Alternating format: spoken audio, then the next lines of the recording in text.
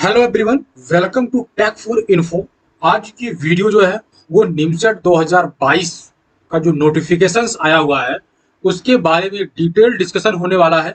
इस वीडियो में मैं ये बताऊंगा कि कौन कौन से एनआईटीज 2022 में एमसीए एडमिशन के लिए पार्टिसिपेट कर रहे हैं, इसका टेस्ट पैटर्न क्या होने वाला है, कौन कौन से इंपॉर्टेंट डेट्स हैं वो भी डिस्कस करूंगा। इसके अलावा एग्जाम डेट क्या है, सीट मैट्रिक्स क्या है कि कौन से एनआईटी में कितनी सीट किस कैटेगरी के लिए रिजर्व है, वो सब भी डिस्कस करूंगा। इसके साथ में सिलेबस क्या होने वाला है 2022 के लिए उसका भी डिस्कशन करने वाला हूं। तो चलिए वीडियो शुरू करते हैं।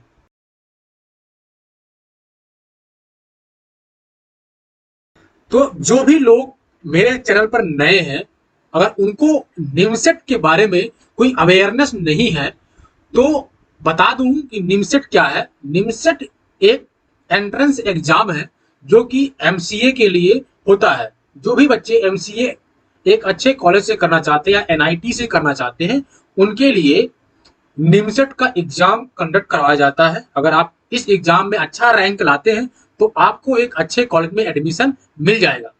अगर आपको निमसेट के बारे में डिटेल में जानना है तो मेरी चैनल पे निमसेट के बारे में डिटेल्ड वीडियो अवेलेबल है।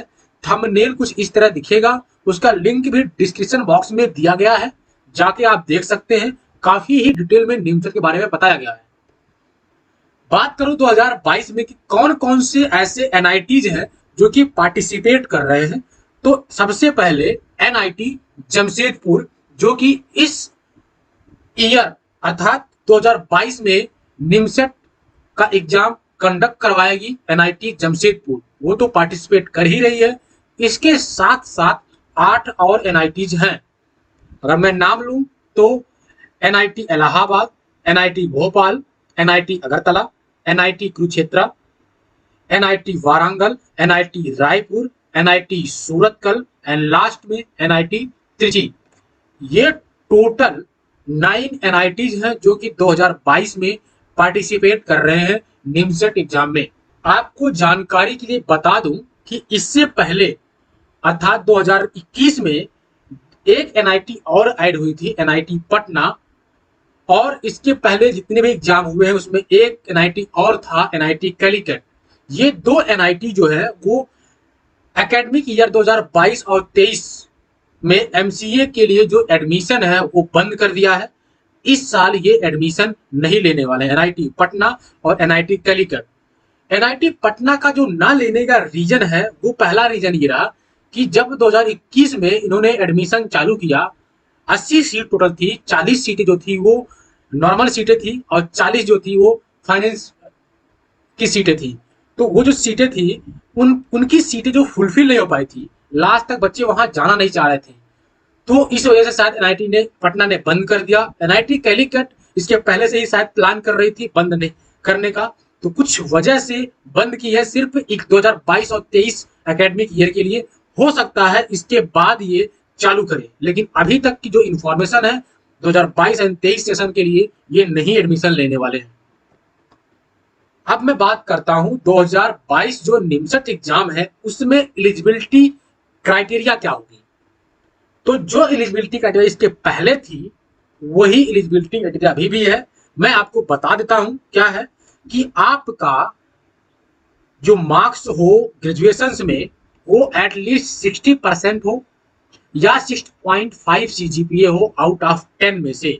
जो आपका ग्रेजुएशन में डिग्री हो वो या तो बीएससी हो, बीएससी ऑनर्स हो, बीसीए हो, बीआईटी हो, बी वोकेशनल हो, उसमें कंप्यूटर साइंस या कंप्यूटर एप्लीकेशंस हो या सॉफ्टवेयर डेवलपमेंट के फील्ड में हो। इसके अलावा बीबीए कंप्यूटर एप्लीकेशंस पे हो। बीबीए एक नॉर्मल होता है, एक बीबीए कंप्यूटर एप्लीकेशंस पे होता है कि जो बच्चे बीबीए कंप्यूटर एप्लीकेशंस पे किए हुए हैं वो आराम से निमसेट का फॉर्म फिल कर सकते हैं।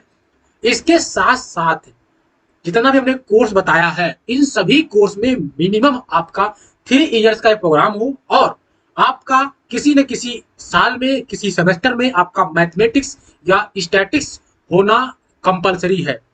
अगर आप बीई या बीटेक भी किए हुए किसी कॉलेज से इंस्टीट्यूट से तब भी आप निमसेट 2022 में बैठ सकते हैं, पेपर दे सकते हैं, अपीयर हो सकते हैं। अब मैं बात करता हूं सीट मैट्रिक्स 2022 के लिए। तो सीट मैट्रिक्स जो है वो आप ध्यान से देखेंगे तो जितने एनआईटी पार्टिसिपेट कर रहे हैं वो टोटल है 9 एनआईटीज।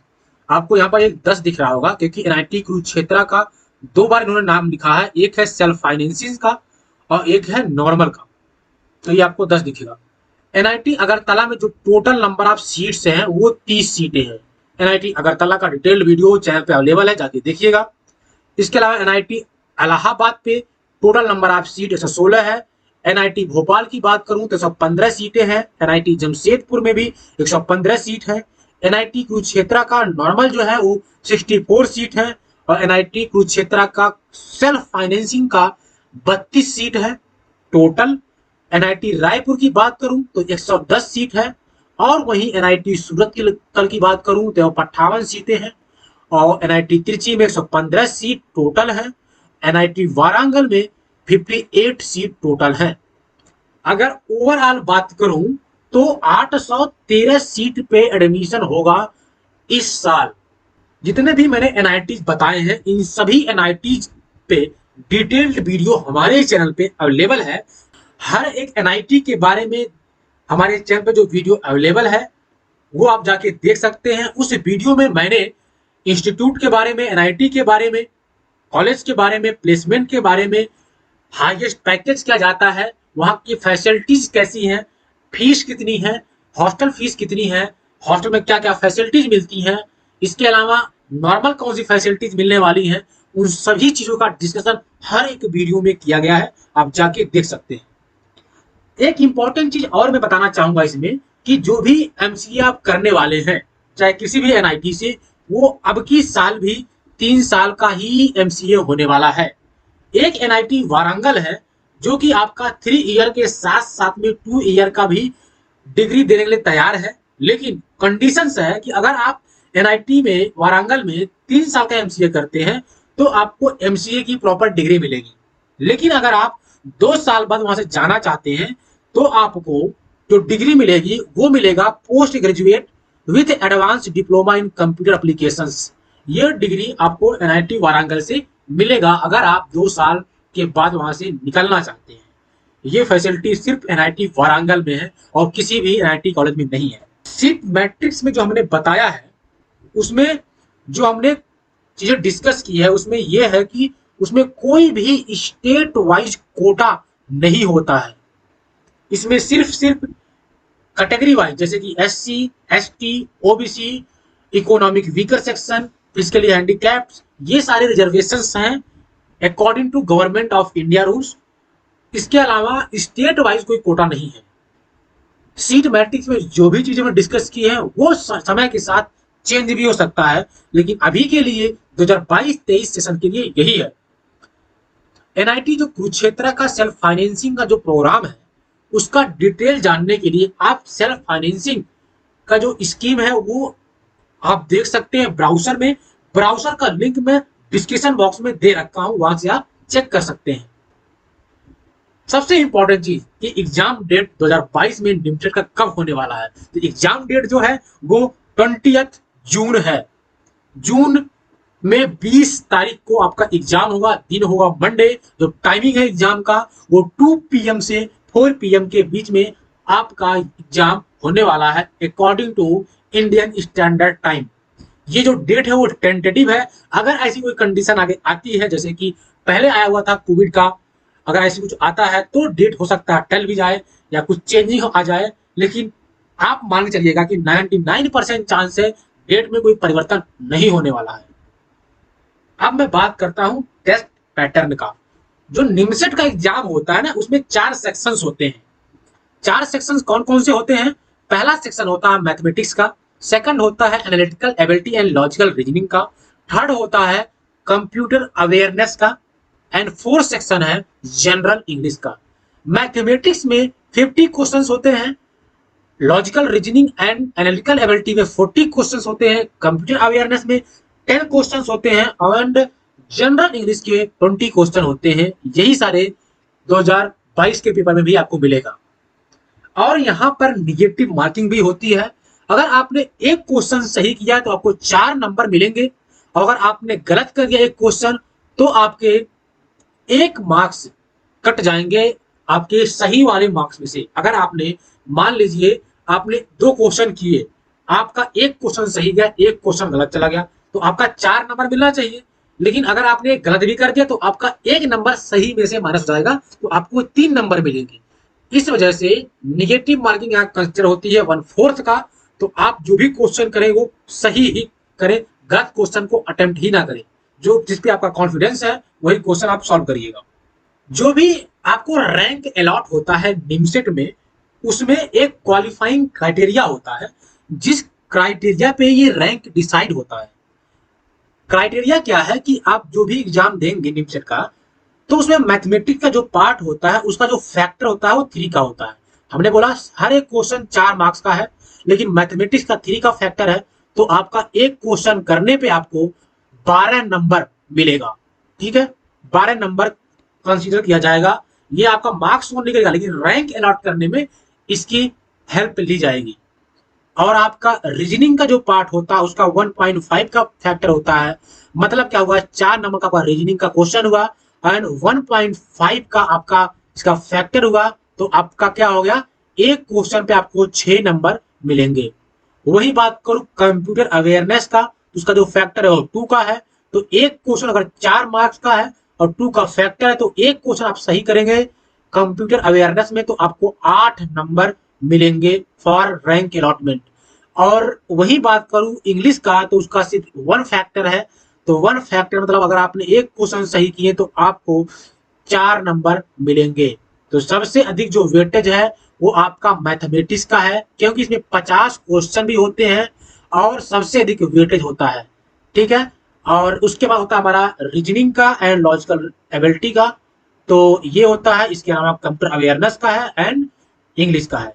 तो अगर आपने सिर्फ एक चीज पे फोकस कर दिया, मान लीजिए आपने मैथमेटिक्स अपना बहुत अच्छी तरीके से कर लिया, तो सिर्फ मैथमेटिक्स के दम पे आप निमसेट में टॉप रैंक ला सकते हैं। क्योंकि अगर आप 50 क्वेश्चन होंगे और 50 गुणे 12 करेंगे आप, तो 600 मार्क्स आते हैं। अगर आप 500 से ऊपर नंबर ले आए तो आप टॉप 100 में आ सकते हैं। आपकी जो रैंक होगी टॉप 100 में आ सकती है। जरूरी नहीं आ ही जाए, डिपेंड करता है ईयर टू ईयर, लेकिन आने के बहुत ज्यादा चांसेस हैं। इसलिए अगर आप एक सब्जेक्ट सही करें मैथमेटिक्स, तो आपका रीजनिंग ऑटोमेटिक सही हो जाता है।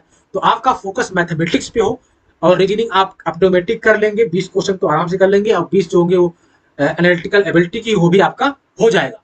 तो फोकस करिए मैथमेटिक्स पे। अगर मैथमेटिक्स आपका सही हो गया तो आप निमसेट आराम से अच्छा रैंक ला सकते हैं।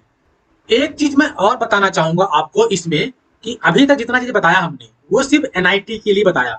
इसमें कुछ कॉलेज इसके अलावा और पार्टिसिपेट करते हैं, जैसे कि आईपी यूनिवर्सिटी हो गई।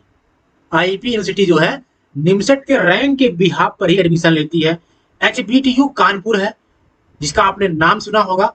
और अभी मैं जो एचबीटीयू से ही एमसीए कर रहा हूँ, फाइनल ईयर में हूँ, और एचबीटीयू का भी जो एडमिशन होता है एमसीए में वो यहीं से इसी रैंक के बिहाफ पे, निमसेट के रैंक के बिहाफ पे होता है।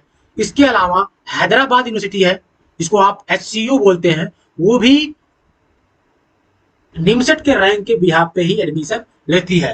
तो ये 3 यूनिवर्सिटी हैं जो कि निमसेट के एग्जाम के बिहाफ पे एडमिशन लेते हैं। इन तीनों यूनिवर्सिटी के बारे में डिटेल में वीडियो चैनल पर अवेलेबल है। आईपी यूनिवर्सिटी के लगभग सभी कॉलेज का वीडियो अवेलेबल है, तो आप जरूर जाके देखिएगा किसका कितना प्लेसमेंट है, कौन सा अच्छा है, कौन सा खराब है। फॉर्म फिलिंग की बात करूं, जो फॉर्म फिल होगा वो 4 अप्रैल से आपका फॉर्म फिल करना स्टार्ट हो जाएगा। इनकी वेबसाइट है nimset.in।